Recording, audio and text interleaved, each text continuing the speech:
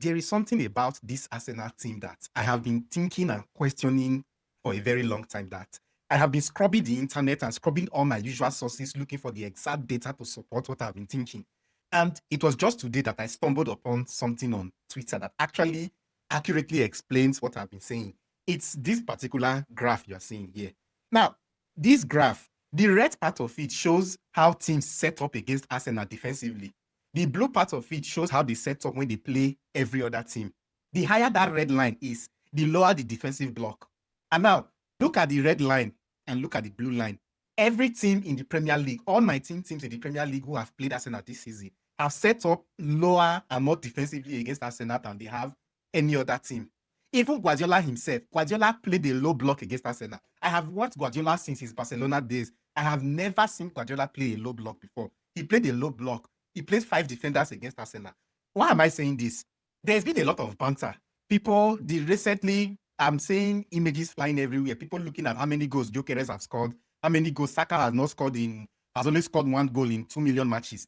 What that stat does not tell you is what happens on the pitch on match days.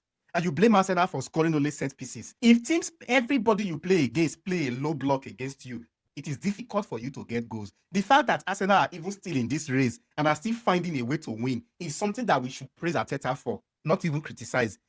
Bukayo Saka, for instance, I don't know another winger in the Premier League, and I've analyzed a lot of Arsenal matches. Let me tell you this. I don't know another winger in the Premier League that gets doubled up on. If that's English language, that gets doubled up on the way Bukayo Saka is doubled up on. You have to double up on him, because if you don't, you give him free rein, he will destroy your defense. So if as a winger, you are always having to dribble past 2 people every single match, play against a low block, when you dribble past the 2, there are 3 other people in the middle, your goal and assist will shrink. It's as simple as that.